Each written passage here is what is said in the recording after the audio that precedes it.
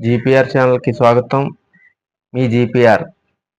ఈరోజు సీఎంపై జరిగిన దాడి ప్రజాస్వామ్యం మీద జరిగిన దాడిగా భావిస్తున్నాం. ఇలాంటి దాడులు ప్రోత్సహిస్తే ప్రజాస్వామ్యంలో అల్లరి మూకలు చెలరేగిపోయి ఈరోజు ఈ సీఎం గారి పైన జరిగిన దాడి రేపు మరొకరి పైన జరగవచ్చు.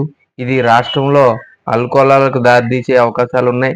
ఇలాంటి దాడుల్ని అన్ని పార్టీలు, అన్ని రాజకీయ పార్టీలు ఖండించాలి. మరి ఇది ముమ్మాటికి ఇది ప్రతిపక్షాల కుట్రని మేము భావిస్తూ ఉన్నాం.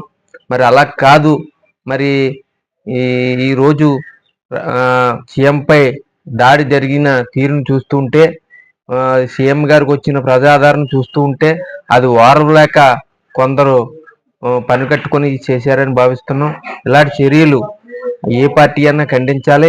దీనిపైన సరియైన చర్యలు తీసుకొని వెంటనే దీనిపైన ఈసీ సరియైన నిర్ణయం తీసుకొని వెంటనే దోషులను 2 రోజుల్లోగా శిక్షించాలి, పట్టుకోవాలి. ఇది నేనైతే ఇది రకరకాలుగా రాత్రి నుండి రాష్ట్రంలో ప్రజలు ఆందోళనలో ఉన్నారు. మరి ఇది ఈ విధంగా జరగడం మంచి పద్ధతి కాదు. దీనిపైన ఈసీ తగు చర్యలు తీసుకుని వెంటనే దీనిపైన సెంట్రల్ ఎలక్షన్ కమిషన్ కూడా స్పందించి దీనిపైన సరైన చర్యలు తీసుకుంటారని తెలియజేస్తూ మీడియాతో మీ జీపీఆర్.